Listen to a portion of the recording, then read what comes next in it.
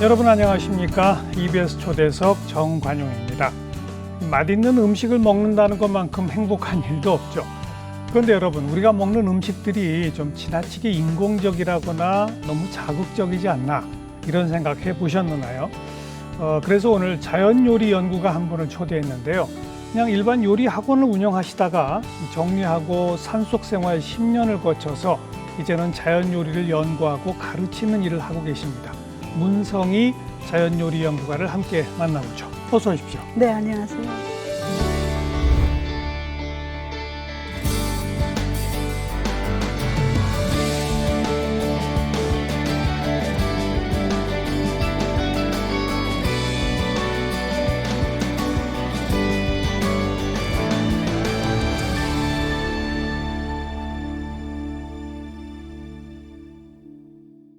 자연 요리가 뭡니까? 자연 요리라는 거는 자연스러운 음식을 얘기하겠죠. 뭐 그렇죠. 네. 좀 구체적으로 자연스러운 음식이란 무엇이냐? 네, 좋은 재료, 신선한 재료, 자연에서 얻은 재료에 인위적인 것을 최소화시킨 음식이라고 저는 생각하고요. 예. 그러면 양념이나 이런 것들을 최소화시켜서 재료가 가진 본연의 맛을 극대화시키는 것. 예. 그게 제가 생각하는 자연 요리라고 표현할 수 있겠습니다. 자연에서 나온 식자재를 네. 가공을 적게 해서 네. 양념을 적게 넣고 네. 재료 본연의 맛을 느낀다. 네. 재료 본연의 맛을 제일 크게 저해하는 양념이 대표적으로 뭐가 있을까요?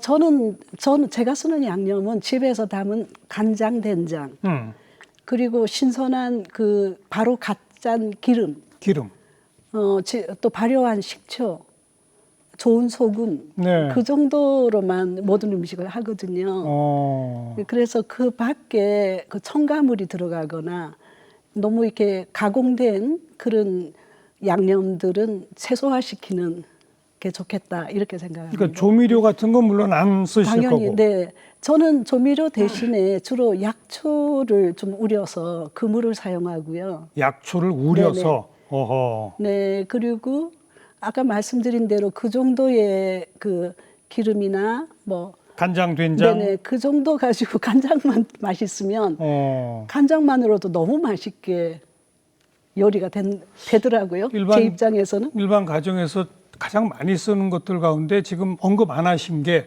네. 뭐 고추장, 고춧가루. 고추장, 고춧가루도 쓰긴 하는데 제가 자연 이렇게 프레시하게 먹던 습관이 되면 고추장, 고춧가루가 좀 텁텁하게 느껴져요. 미각적으로. 그래요? 네. 예. 하긴 매운맛이라는 건 맛이라기보다는 통증이라면서요?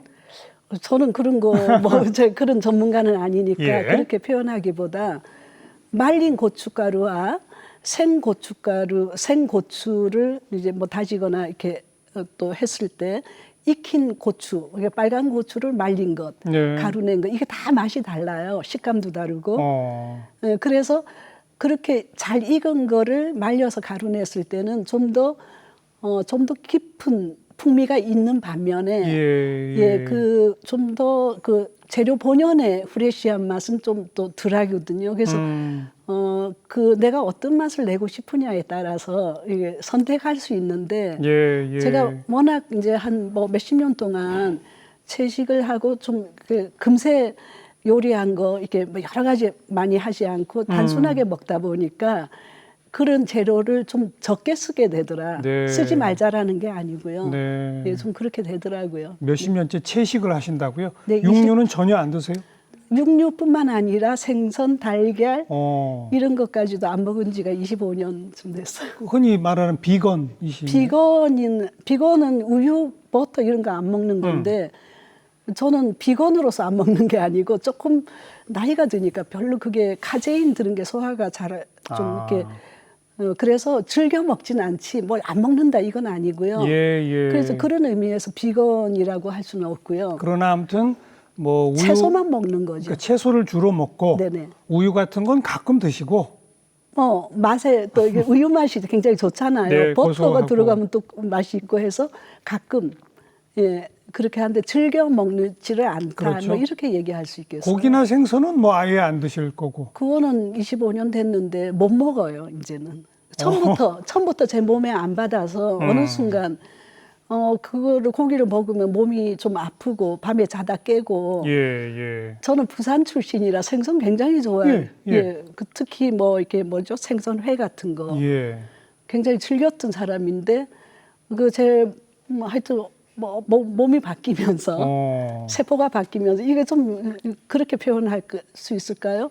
어쨌든 어느 날부터 생선 먹으면 너무 비린내가 나는 거예요. 근데 그 비린내가 나서 양치질을 했거든요. 근데 양치질을 해도 안 없어지는 거예요. 근데 제가 왜 이러지? 이러고 보니까 이 피부에서 냄새가 나더라고요. 선생님이 피부에서 네. 생선을 드셨을 뿐인데. 네. 그래서 제가 못 먹게 된 거예요. 그냥 평상시 생활과 똑같이 하고 있는데 어느 날 갑자기 고기를 먹으면 소화가 안 되고 생선을 먹으면 비린내가 나던가요? 아니요, 그렇지 않고요. 그럼 뭔가 계기가 있었을 것 같거든요. 계기가 있었는데 그때 당시에 제가 요리 그 직업으로 하는 것도 너무 하기 싫고 학원 운영하셨다는 얘기. 그리고 맨날 제가 고민이 이슬만 먹고도 살 수 있으면 얼마나 좋을까 이런 고민들 좀 하고 또 스님들은 뭐 이렇게 솔잎만 먹고도 뭐 사신다 해서 그렇죠. 그렇게 살 수 있으면 얼마나 좋을까 이런 생각도 하고 이제 그럴 때였는데 저희 학원 가까이에 뭐 우연인지 필연인지 생식 가게가 있었던 거예요. 갑자기 그러니까 그때 생긴 거예요. 그래서 제가 골목을 가다가 보니까 그런 데가 있어서 들어갔고 그래서 그냥 아무 생각 없이 그거를 햇볕에 말린 그런 식재료 생식 가루였는데 그 여러 가지 곡물 같은 거 가루 내서 그거 그냥 물 타서 한 컵 마시고 뭐 이런 게 생식이라고 저는 알고 있습니다. 맞습니다. 근데 그 햇볕이나 바람에 말린 거였어요. 기계에 말린 게 아니고. 근데 그거를 먹었는데 한 일주일 정도 아무 생각 없이 먹었는데 어느 날 음식이 있잖아요. 그냥 그림처럼 느껴지는 거예요. 정물아 보듯이. 식욕도 안 느껴지고 그렇죠. 싫다 이런 것도 아니고. 그러면서 자연스럽게 그렇게 지금 말씀드린 그런 과정을 겪게 됐어요. 그러니까 우연히 접한 생식이 몸에 일주일 만에 변화를 가져왔군요. 그렇죠. 근데 그거는 또 그 전에 제가 사실은 이런 고민들이 많았어요. 그 환경에 대한 고민. 제가 딸을 늦게 낳기 때문에 41살에 딸을 낳았거든요. 그러면서 그 아기를 품에 안고 얘가 앞으로 살아갈 세상이 어떤 세상이 될까. 땅과 물이 이렇게 오염돼서 얘를 내가 잘 키우고 잘 먹인다고 과연 얘가 잘 살아지 뭐 뜬금없이 그런 생각이 있었고요. 또 하나는 그러니까 그 생활이 너무 좀 점점점 흥미를 잃어간 거예요. 문명의 생활에. 또 한편으로는 제가 저희 가톨릭 집안에서 태어나서 이제 기도나 이런 게 좀 일상적인 게 됐었는데 제가 늘 있잖아요. 그래 기도를 아무리 해도 화가 나고 기도를 아무리 해도 막 슬픔이 있고 이래서 이게 왜 어떻게 그냥 나는 좀 늘 이렇게 평온할 수 없을까 이런 생각들을 할 때였거든요. 일상과 삶에 좀 지쳤다고 할까? 네. 회의가 느껴졌다고 할까? 그렇습니다. 그때 좋습니다. 제가 나이가 한 50 가까이 될 때였거든요. 그러니까 40대 10여 년을 그렇게 지내면서 그런 게 이렇게 다 맞아 떨어져서 제가 이제 깨닫게 된 거예요. 이 몸이라는 게 이게 의식과 마음과 정신이 다 연결되어 있구나. 이게 따로 떨어져 있는 게 아니구나. 내 몸이라는 거는 내가 먹은 음식물이 내 몸을 만들잖아요. 그런데 그것이 굉장히 영향을 끼치는구나. 이런 거를 그 사건을 통해서 깨닫게 된 거예요. 우리 이제 시청자분들을 위해서 좀 거슬러 가야 되겠습니다. 일주일 생식을 접했다까지 말씀을 들었는데 그 이전 이제 말씀을 주신 거란 말이에요. 제가 자료를 보니까 선생님께서는 어머님께서 운영하시던 요리 학원을 함께 운영하다가 이제 물려받아서 직접 운영을 또 하셨다고 들었습니다. 그럼 몇 살 때부터 요리 학원에서 이른바 강사 역할을 하신 겁니까? 선생님, 그게 요리 학원은 제가 26, 27살 때부터였고요. 26? 저희 어머니가 요리 학원 하기 전에 전국에 이렇게 돌아다니면서 그 분식 장려, 그 순회 강습, 요리 강습 하는 이제 그런 우리나라에 몇 안 되는 여성 중에 한 분이셨는데 옛날에 쌀 부족할 때. 근데 저희 어머니도 그 중에 한 분이었는데 제가 그때 20살 때 딸 넷 중에 제가 맏딸이에요. 그래서 어쩔 수 없이 어머니를 모시고 순회 강습을 남사당 패처럼 그렇게 다닌 거예요. 그러셨어요. 용달차에 막 요리기구 싣고 있잖아요. 오늘은 하동, 내일 뭐 며칠, 뭐 3일 후에는 또 뭐 구례, 뭐 또 뭐 산청 이런 식으로 이제 영남 지방을 그 시절에 그랬나요? 네. 그럼 분식장려니까 가서 뭐 국수 요리 뭐 이런 아니 그때는 국수 같은 게 아니고 이게 있잖아요. 석유풍로에 네. 이게 솥 같은 거 이렇게 놓고 그게 있잖아요. 뭐 밀가루에 네. 그 미국에서 밀가루를 무상 먼저 해줬기 그렇죠. 때문에 밀가루에 베이킹 파우더 같은 거 넣고 달걀 이렇게 쳐서 롤 카스테라 빵 만드는 거? 빵도 하고 뭐 도나스도 하고 뭐 이런 것들 그러면 그게 무료 강습이었어요. 그러면 그게 우리가 돈 없이 어떻게 그렇죠. 지원도 안 해. 그래서 저 뒤에다가 계량컵 이게 스텐게 요즘 뭐 마트 아무데나 가서 파는 거 뭐 이렇게 어레미, 채, 예. 계량컵 뭐 심지어는 후추, 겨자 이런 것도 팔았어요. 이게 직접 판매를 했어요? 예, 베이킹 파우더 이러면 요리 배우러 온 엄마들이 그걸 배우고 그 다음에 가면서 그걸 사가는 거예요. 알겠어요. 그게 20살 때부터 해서 시작하셨고, 네. 그리고요 26쯤 됐을 때 어머니가 이제 학원을 차리셨고, 네, 부산에서 그래서 저는 또 맏딸이니까 어머니 일을 같이. 도와서 할 수밖에 없었는데 그 요리학원은 어떤 요리를? 뭐 한식, 뭐 양식? 그때는 조리사 면허증이라는 게 있었어요. 그래서 조리사 부산에서는 조리사 면허증을 따면 그때 가난한 남자 아이들이 고등학교 졸업하고 취직이 안 되니까 다 공장 가고 이런 시절이니까 예. 70년대 76년 이렇게 되니까요. 그래서 조리사 면허증을 따면 선원 수첩을 줬어요. 선원 수첩 외항선을 탈 수 있는 그렇군요, 거예요. 그렇군요. 근데 그때는 달러를 벌면 온 집안 식구가 살아요. 예, 예. 그래서 외항선 타고 타려고 하는 그 젊은 어린 아이들이 이제 20살 된 아이들이 학원에 와서 조리사 자격증을 따서 이제 그렇게 가는 게 부산에 많았어요. 그 아이들을 가르치는 학원이었군요. 조리사 면허증을 따도록 그렇군요. 도와주는. 그럼 주로 가르치는 건 한식 요리였겠어요? 아니 한식, 중식, 일식, 양식 다 있어요? 네네. 그러면 한식 자격증, 뭐 일식 여러 가지 자격증을 네네, 다. 있으니까. 예. 그렇게 시작돼서 저는 사실은 30이 될 때까지 30 넘어서까지도 호시탐탐 도망갈 기회만 그랬는데 그러니까 좋아서가 아니라 어머니 때문에 억지로 이제 학원을 같이 하신 거군요. 그렇기도 하고요. 저는 평생 저는 사실은 저에게 요리라는 거는 하나의 먹고 살기 위한 수단이었어요. 직업이라고 생각하고 살아왔던 것 같아요. 그렇군요. 네네. 그리고 아무튼 그게 40대 이후까지 학원 운영이 계속 이어졌던 거 아닙니까? 그렇죠. 근데 이제 그러던 어떤 순간에 좀 50이 다 돼 갈 때. 그때 어떤 그 삶의 회의도 좀 생기시고 그 회의는 40대부터 30대부터 시작됐고. 있었어요. 음식에 대한 회의도.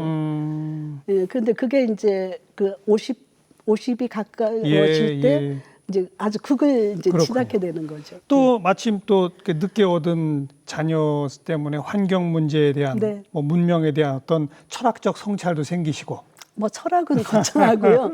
그냥 그냥 일상에서 알겠습니다. 그런 고민들이 있었던 것 같아요. 네. 그러다가 우연히 생식을 접하고 네. 내가 만들고 있는 음식, 내가 먹던 고기나 생선이 다르게 보이기 시작하셨고 네. 그런 거죠. 네. 그래서 딱 학원을 접으셨어요? 네. 어, 못 살겠더라고요. 그렇게는 더 이상 못 살겠고 좋습니다. 도저히 이 삶을 가지고는 제가 살 수 없고 예. 그때 생각은 이건 좀 어떻게 보면 또 뭐 거창하게 보일 수도 있는데 사실은 저한테는 굉장히 평범한 생각인데 내가 이 문명의 수레바퀴에서 뛰어내리지 않으면 여기서 더 이상은 내가 버틸 수가 없다. 왜냐하면 저는 돈 버는 게 너무 힘들었으니까요. 그래서 돈을 적게 벌고 오늘 안 벌어도 살 수 있는 방법을 찾아야 되겠다. 알겠습니다. 이렇게 생각된 거죠. 그래서 학원을 접으시고 네. 산속으로 들어가셨다고? 네. 어디로 들어가셨어요? 부산시의 끝 지점에 기장군이라고 있었고요. 기장군에 철마산이라고 있었어요. 예. 그 인기리에 철마산이 제법 컸는데 제가 갔던 곳은 인기리 철마산이라는 주소를 가진 인기리 산 182번지인가 거기에 오두막이 쓰러져가는 오두막이 마침 있어서 폐가요? 폐가? 거의 폐가까지는 아닌데 폐가 직전에 그래서요. 그래서 아이를 데리고 올라갔죠. 그리고 폐가 직전에 집에 그냥 사셨어요? 네, 그 기둥이 쓰러지려고 해서 이게 그 H빔 기둥을 이제 저 아는 목수님한테 좀 이렇게 집을 그게 새로, 기둥을 세워달라고 새로 해서 보수를 좀 세우고 해서 보수까지도 아니에요. 그냥 기둥만 받치고 예. 그다음에 이제 아이하고 제가 그 철마산이라 땅이 그게 항토 이제 철 성분이 많았어요. 그래서 마당에 있는 땅 그 좀 이렇게 흙 해서 세숫대에 담아서 물에 개서 저 이제 어린 딸하고 제가 이제 무너지는 벽을 좀 발라서 그렇게 해서 살기 시작했어. 직접 벽을 바르시고. 네, 아이하고 둘이. 네. 그리고 언제 음식을 어떻게 시작하셨어요? 거기서? 음식은 그때 당시에 제가 생식을 먹고 제 세포가 변하고 제가 음식 몸과 마음의 이게 구조를 알게 되니까 예. 이제 하는 방법은 생식밖에 없다 싶어서 생식을 만들어 먹고 그럼 제가 또 살아야 되니까 그거를 판매하기 시작해서 회원제로. 그래서 그때 당시에 한 10여 년 가까이 저한테 생식을 사 먹었던 분들이 지금도 저한테 그래요? 기억이 나서 얘기하는 분들이 계셔요, 가끔. 네. 생식을 만들기 위한 각종 곡물들은 그럼 어디서 얻으시고? 곡물은 제가 그때 당시에 부산 살림이라고 그 생활협동조합이 예, 있어서 예, 그래서 예. 거기 유기농 재료를 구하고 거기 들어가는 나물을 산나물은 산에 제가 다 못하니까 산에 그 우리 이웃에 있는 할머니들이 예. 너무 산나물 채취를 잘하셔요. 전문가들이죠, 그분들. 그래서 각종 산나물 한 20가지 정도의 산나물을 채취해서 말려서 저한테 주고 곡물이나 뿌리 같은 거는 제가 손수 씻어서 말려서 이게 그저 건조장을 지어서 예. 거기다 말려서 그거를 제가 손수 분쇄해서 강목 주머니 손으로 기운 강목 주머니에 담아서 회원들에게 보내는 걸로 네, 먹고 살기 시작한 거죠. 그래요. 네. 그때 어린 자녀와 단둘이 가셨다고 했는데 네. 그때 몇 살쯤이었었습니까? 그럼? 아이는 그때 초등학교 3학년 때인가 9살 때 그 아이도 이제는 30이 넘었으니까 이해하는 것 같아요. 근데 그때는 몸으로 느끼는 거니까. 그때는 엄마 따라 산골 가기 전에 네. 아마 그냥 동네 아이들과 똑같이 다 군것질도 하고 막 이것저것 먹었을 거 아닙니까? 네. 그러다 어느 날 갑자기 너 생식만 먹어라 이렇게 된 거 아니에요? 초등학교 1학년 때부터요. 그죠? 네. 근데 그게 얼마나 싫었겠어요? 그러니까요. 그런데 그때만 해도 제가 극단이어서, 그러니까는 지금도 약간 그런 게 있어서 균형 잡으려고 굉장히 노력을 하는 편인데 뭐가 이렇게 꽂히면 아니 저게 옳다라고 생각되면 그냥 돌진하는 성격인 것 같아요. 그래서 아이가 그때 당시에는 이제 다른 애들하고 다르게 피해를 많이 입었지만 또 한편으로는 그것이 자기가 살아가는 힘이 되고 있는 것 같아요. 지금 보니까. 예, 근데 많이 힘들었죠.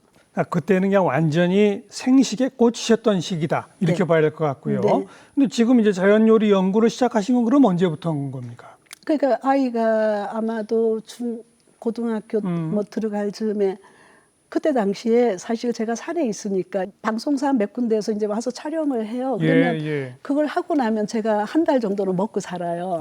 그래서 그냥 먹고 살기 위해서 그걸 또 방송을 몇 번 했더니 또 막 사람들이 와요. 그래가지고 저도 이렇게 살고 싶어서 막 이래요. 그때 지금부터 한 20여 년 전. 그럼 제가 그렇게 사세요 이러면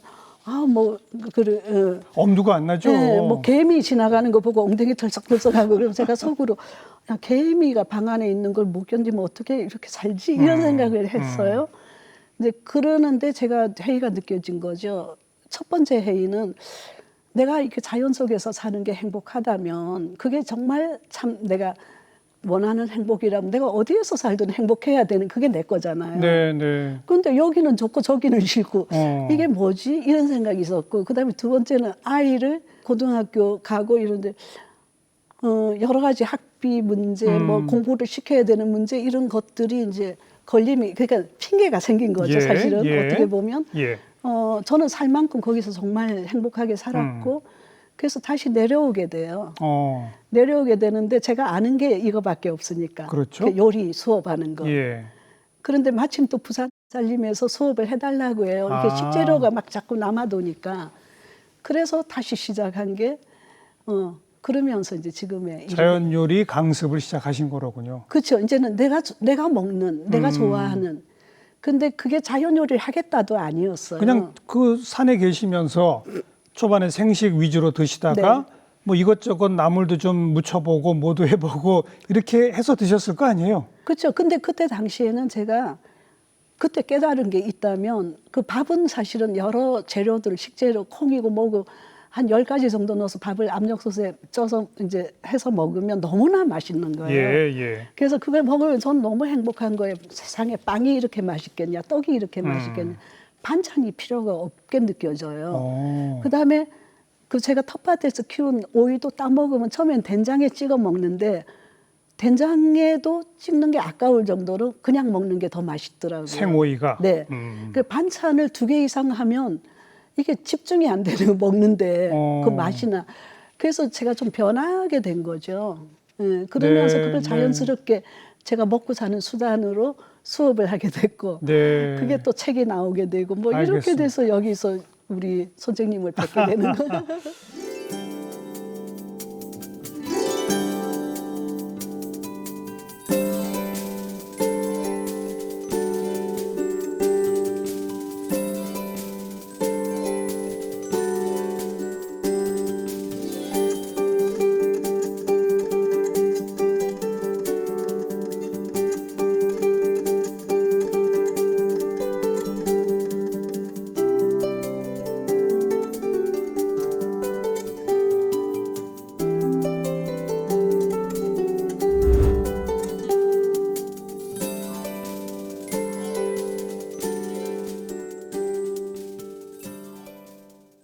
산속 생활에서 자연스럽게 먹고 살다 보니 각종 텃밭 채소들을 가꾸게 되고 네.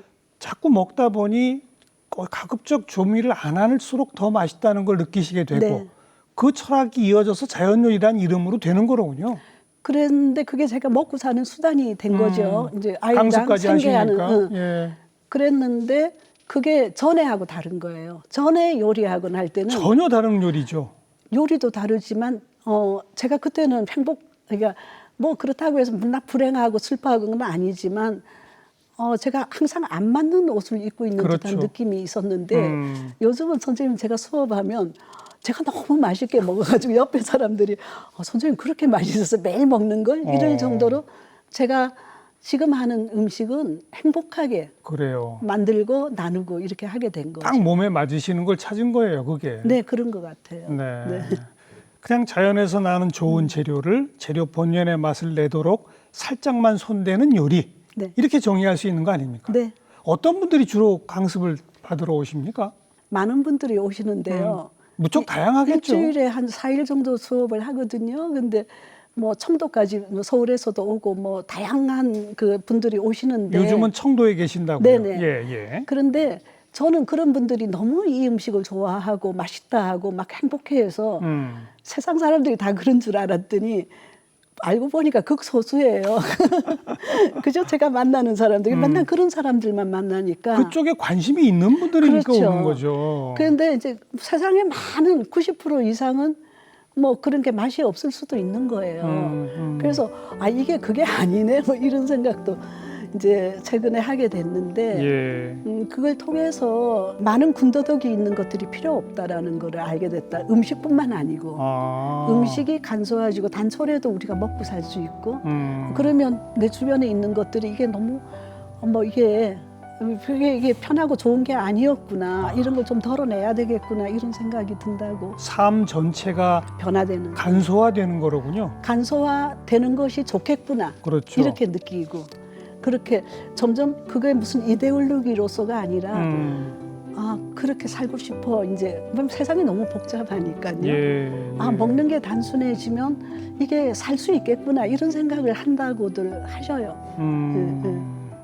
그리고 그 본인께서도 그렇고 그분들도 그렇고 과거에 먹던 것과 음식이 달라지면 내가 먹는 것이 나를 만든다, 내 몸을 만든다라고 하셨으니까 직접 신체에도 분명한 변화가 있다고 하지 않던가요? 맞습니다. 어떤 그러니까 변화들이 있다고 하던가요? 일단은 평소에 좋아하던 걸 탁 사와서 먹으려는데 탁 여는 순간 냄새 때문에 못 먹겠어 하고 쓰레기통에 버렸다 이런 얘기를 하는 분도 계시고 그렇죠. 점점 입이 고급이 돼서 밖에 음식을 못 사 먹겠다. 예. 옛날에 식당에서 맛있게 먹었던 것이 맛있게 안 느껴진다 이런 예. 얘기들을 하시고 그러면서 다른 그 새로운 걸 섭취하고 드시게 되면서 몸은 더 건강해진다? 그렇죠. 그러니까 그 얼굴빛이 좀 달라지고 또 우리가 먹은 거와 마시는 물과 공기가 내 세포를 만들잖아요. 예. 우리는 세포 활동에 의해서 생명을 살아가는 거거든요. 그러니까 이 세포를 만드는 그 원소라고 할까 그런 것들이 좀 달라지면 예. 내가 좀 변하게 돼 있어요. 그렇죠. 그렇죠? 그래서 제가 경험하고 느낀 바로는 내 몸이 변하면 내 마음과 영혼이 그러니까 뭐 아니면 의식이 좀 더 내가 원하는 쪽으로 끌고 이제 그렇게 갖고 갈 수 그렇죠. 있는 힘이 예. 생기더라. 예. 그러니까 나를 내가 컨트롤하기가 힘들었는데 세포가 변하면 그 시스템이니까요. 세포가 시스템이니까 그래서 시스템이 변하면 그냥 자연스럽게 좀 더 쉬워지는 거죠. 그런 음식 드시는 거의 변화부터 시작해서 일종의 명상으로까지 가는 것 같습니다. 뭐 명상이 사실은 우리 삶이니까요. 명상을 따로 하기보다 근데 이제 세상이 너무 복잡하고 지금 이렇게 저는 가끔 이게 아수라장이 아닌가 이런 생각이 드는데 너무 그러니까 나를 지금 잃어버리고 그 표류하고 있는 상태에서 좀 더 이렇게 멈춰서서 그러면 지금 내가 어디로 가고 있는 거지 이런 생각을 하는 계기 이런 것들을 뭐 꼭 우리가 명상이라고 표현하기보다는 좀 정신 좀 차리고 살 수 있는 네. 그게 명상입니다. 그게. 그런가요? 네. 그 산속 생활을 통해서 삶이 단촐해지고 심지어 옷도 직접 지어 입으신다고 지금 옷 입고 오신 것도 바로 그런 겁니까? 네, 그런 건데요. 그 25년 전에 그때 당시에 제가 느꼈던 게 이 옷들이 너무 거추장스럽고 그래서 단순한 이렇게 통자루 옷 있잖아요. 뭐 이렇게 수도승들이 입는 옷 그런 것처럼 이렇게 허리만 짚고 뭐 이런 옷을 입고 싶고 천연 소재로 된 옷을 입고 싶은데 파는 데가 없어요. 그래서 뭐 그때 개량 한복 이런 게 좀 나올 때였는데 그렇죠. 그게 제가 또 저 나름대로는 그게 너무 또 막 전부 다 몸빼에다가 이래서 디자인이 조금 마음에 안 들기도 했고 그래서 처음에는 광목으로 이렇게 그냥 통자루 옷을 입기 시작한 게 25년 전. 근데 제가 10년 동안 이 세상에 천이라고는 광목밖에 없는 줄 알고 광목만 가지고 10년 동안 옷을 해 입었는데 서울에 오다 보면 동대문 시장 가니까 여러 천이 많더라고요. 그래서 뭐 이런 거는 린넨이고 이런 거는 저희 은사 선생님이 주신 무명의 어머니 은사 선생님이 어머니가 짠 무명이라고 주셔서 그걸 가지고 만든 거고요. 지금은 어느 정도 됐냐? 제가 모직으로 코트까지 만들어 있고요. 명주섬을 넣어서 누벼서도 있고요. 그래서 겨울옷도 다 입으시고. 네, 그래서 먹고 살고 입고 사는 것에 내가 아무 두려움도 없고 걱정이 없구나 이런 생각을 하게 된 거죠. 네. 손바느질이에요. 이게 다 재봉 아니고. 재봉틀로 하면 안 돼요. 재봉틀 못해요. 제가 할 줄 몰라요. 또 재봉틀 살 돈도 없어서 또 재봉틀도 없고요. 손바느질로 다. 그렇군요. 네네. 근데 이게 곱게 하는 게 아니고요. 그냥 거칠게 해가지고 그냥. 네. 제가 옷이라고 생각하는 거는 얘가 이렇게 흩어지지 않으면 옷이다. 그렇게 뭐 먹는 거, 입는 거 단촐해지고 삶의 철학과 생각이 변화하고 그래서인지 뭐 당장 작은 그냥 소형차 하나에 딱 실으면 이삿짐이 끝난다면서요? 아니 지금은 조금 많이 늘었고요. 10몇 년 전에 12, 13년 전에 제가 아이를 서울 보내고 혼자 둘 수 없어서 서울로 올라올 때 그때 제가 가이드를 몰았는데 그 가이드에 이제 제 짐을 싣고 왔으니까 이삿짐이 다. 네. 부산에서 서울까지 싣고 그 경기도 일산이었어요 그때. 그래서 그렇게 되면 살 수 있는데 지금은 사실은 그때보다 조금 더 많이 늘었고요. 근데 불편할 정도로 늘지는 않았다고 느껴요. 그렇습니다. 그렇군요. 네. 자, 우리 선생님의 지금은 요리를 할 때에 꼭 지키는 원칙이 있다면 뭐가 있습니까? 일단은 제가 사실은 뭐 서양에서는 홀푸드라고 하는 통곡식 껍질과 씨앗과 뿌리를 다 먹자. 그다음에 오방색이라고 하는 그러니까 그게 뭐 서양에서는 칼라 테라피 이렇게 얘기하는데 저는 오방의 색 오방색이라는 거는 방위를 얘기하는 5가지 예. 빛의 색이죠. 예. 그 5가지 색깔을 골고루 먹는 것이 우리 몸이 빛으로 이루어졌기 때문에 오방색이 그 색깔 이름으로 말하면 뭐가 검정색, 흰색, 노란색, 이거 황금색이나 노란색, 그다음에 녹색이나 청색, 적색. 그래서 한 그릇에 그런 여러 가지 재료들이나 아니면 그런 색깔 있는 예를 들면 가지, 오이 또는 뭐랄까요 버섯, 그죠? 뭐 하여튼 그렇게 해서 5가지 색깔을 밥에도 마찬가지. 오곡밥. 녹미, 정미, 흑미, 그다음에 현미, 백미 하면 5가지 색이 들고. 오곡밥이 아니라 5가지 색이 들어가 네네. 있는 쌀로. 그러니까 그게 또 쌀일 수도 있지만 다른 녹두, 팥, 그렇죠. 검정콩 이렇게 해서 쌀하고 할 수도 예, 있고 예. 그래서 되도록이면 한 그릇에 5가지 색을 그거는 저는 색이라기보다는 색이 빛이 색으로 우리가 느껴지는 거니까요. 그래서 그 빛을 골고루 예. 먹는 것이 좋겠다. 그다음에 그 통곡으로 먹는 것이 좋겠다. 껍질부터 뿌리까지 전부. 네네. 그리고 오방색이 함께 들어있게. 또 뭐가 있습니까? 그다음에 아까도 말씀드렸다시피 가공을 되도록이면 적게 하는 것. 음식의 가짓수를 줄이는 것. 가짓수 줄이는 반찬 거. 2가지 이상 놓지 말자. 지금은 심지어 그거는 10년 전 얘기고요. 지금은 한 그릇에 다 먹자. 집에서도 그렇게 먹어라. 네. 설거지거리 많이 만들지 말고. 네. 그것만이 우리 한국 음식을 지속 가능하게 하는 것이다. 저는 그냥 그런 생각이 들어요. 네. 예. 가공을 적게 한다는 얘기는 뭐 기름에 튀기고 뭐 하고 이런 일들은 거의 안 하시는 거군요. 저는 튀기는 거는 20년 전에 끝냈고요. 왜냐하면 너무 설거지거리가 많아지고 튀기고 나서 기름을 사실은 한번 튀긴 기름은 다시는 사용을 못 해요. 그게 산화됐기 때문에. 근데 아깝다고 2번, 3번 하면 우리 몸에 독이 되거든요. 그런 걸 왜 하겠어요. 그래서 예. 그리고 또 지방 많이 쌓이고 해서 저는 기름에 튀기는 건 아예 안 하고 그 기름에 살짝 굽는 정도는 해요. 그리고 기름은 되도록이면 신선하게 예. 생으로 먹자 예. 주의예요. 저는. 알겠습니다. 네. 게다가 김치를 보통 김치는 이 고춧가루 뭐 이런 뭐 마늘 뭐 생강 이렇게 하잖아요. 근데 네. 간장으로 김치를 담그신다고 제가 들었어요. 제가 그러니까 25년 전에 이제 생선을 예. 먹게 됐으니까 저는 젓갈을 엄청 좋아했던 사람이에요. 그리고 뭐 생선 좋아하셨으면 김치도 뭐 한 10몇 가지의 김치를 담았던 사람이고 마늘 많이 넣고 근데 젓갈을 못 쓰게 되고 김치는 너무 먹고 싶은데 그래서 생각해 보니 생선을 발효시킨 게 생선 단백질을 발효시킨 게 젓갈인데 예. 그러면 콩 단백질을 발효시킨 게 간장이잖아요. 예. 그래서 그러면 간장으로 담지. 어. 그랬더니 너무 시원하고 맛있는 거예요. 단 좋은 간장일 때, 맛있는 간장일 때 그런 거죠. 간장, 된장은 직접 담그시죠? 그럼요.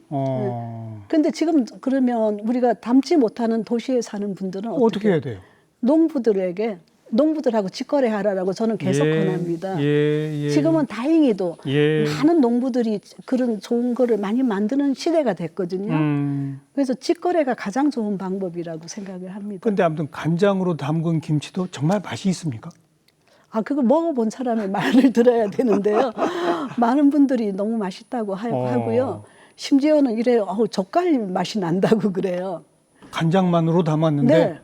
된장, 간장을 썼는데 이상하게 젓갈 맛이 나요. 그리고 그래요. 네. 잘 삭혀지면 네. 구분하기가 조금 비린 맛이 없다 뿐이지 그런 맛이 나는 것 같더라고요. 맛있다고 해요, 굉장히. 또 선생님께서는 보통 음식 만들 때 이 비닐 장갑 같은 거 많이 끼는데 절대 그걸 안 끼신다고요? 네. 그건 또 왜 그렇습니까? 제가 평생 안 끼웠는데요. 일단은 손의 감각을 못 느끼고 음식을 할 수가 없어요. 이게 우리가 감각을 통해서 손맛이라는 거. 맛도 맛이지만 일단 감각. 이게 손에 이렇게 느껴지는 감각에 따라서 이게 다르거든요. 나물을 이렇게 무칠 건지 이렇게 무칠 건지 그 장갑 가지고 안 되고 아까 말씀하신 손맛이 우리 몸 안에 있는 전자기장이 음식과 화합해서 맛의 변화를 일으킨다고 저는 느껴요. 그래요. 비닐은 그걸 차단한다. 차단하죠. 자기장을. 그렇죠. 그런데 이제 이런 얘기를 해요. 제가 수업할 때도 그렇고 내가 에너지가 안 좋을 때, 그죠?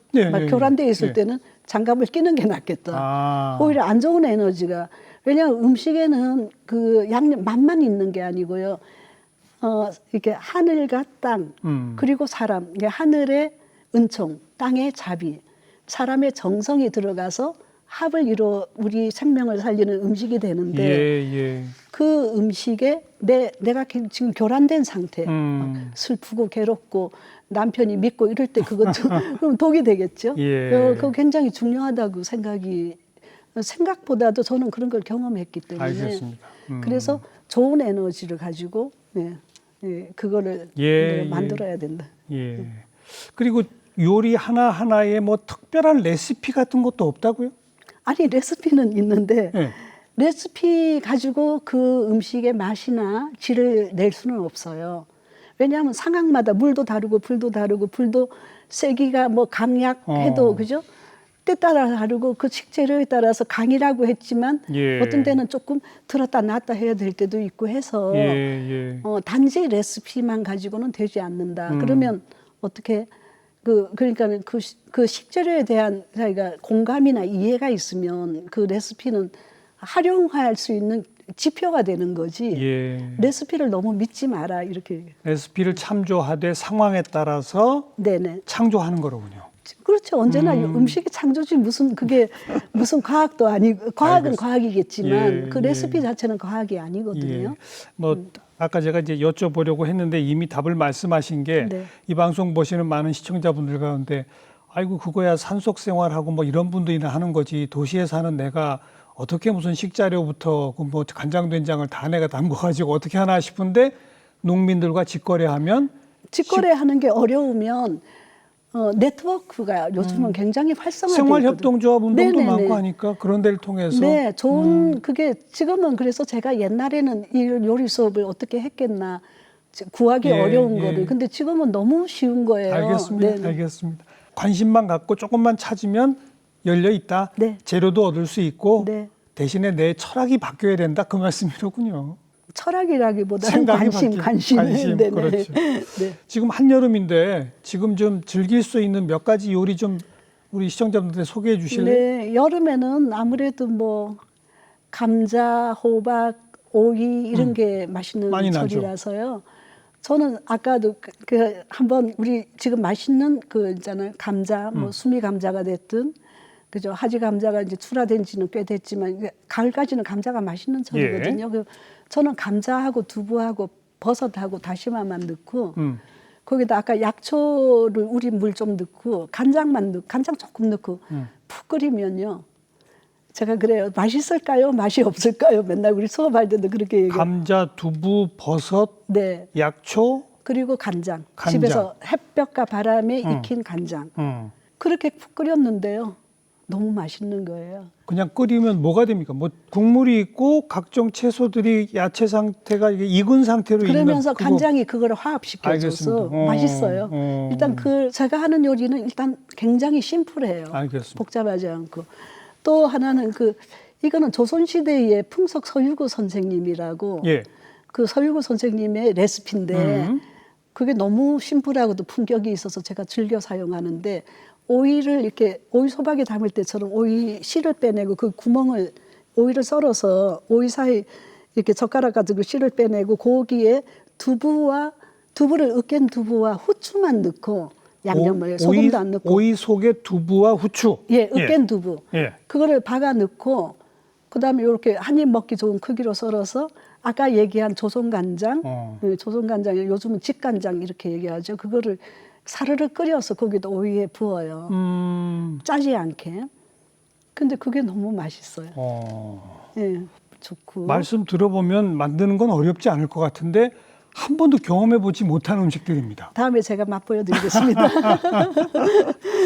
선생님이 개인적으로 제일 좋아하는 음식은 뭡니까? 저는 제가 가지고 있는 된장, 간장 항아리만 봐도 매우 행복한 사람이라서 된장, 간장 가지고 하는 음식들이 뭐든지 다 맛있는데요. 여름에 제일 손쉽게 할 수 있는 게 제가 생된장 비빔밥 이렇게 얘기를 했는데 그러니까 사람들이 좀 시시하게 여겨요. 그래서 생된장 샐러드 밥, 라이스 샐러드 했더니 또 멋있게 느껴요.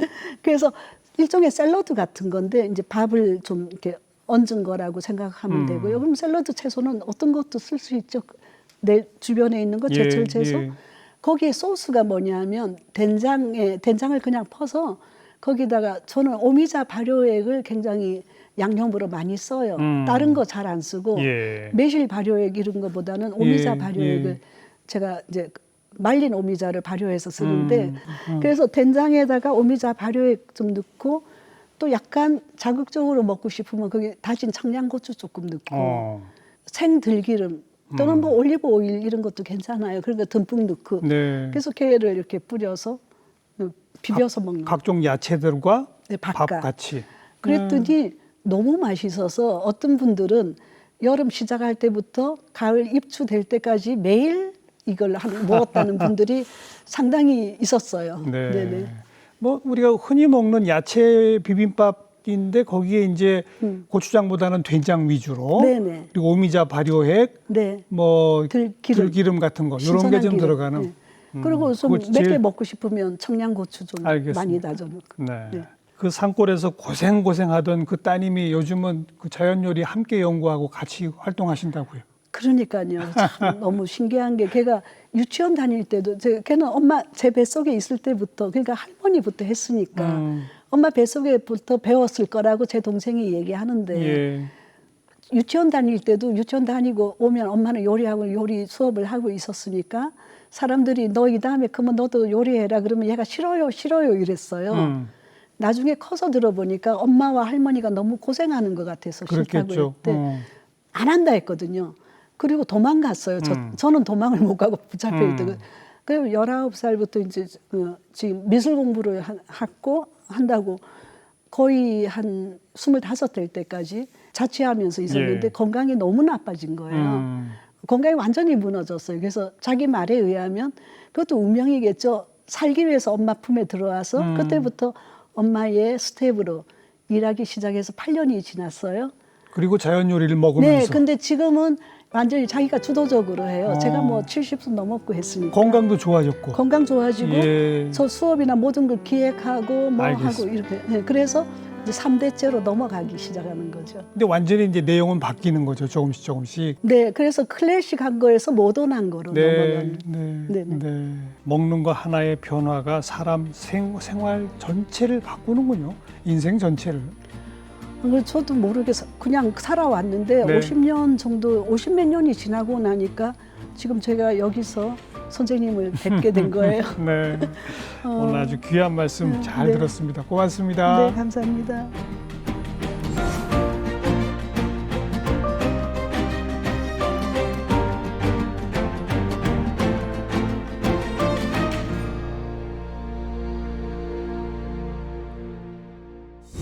네, 오늘 제가 프로그램 시작하면서 우리가 먹는 게 좀 너무 인공적이고 자극적이지 않나 이런 생각 해보셨습니까? 라고 여쭤봤습니다.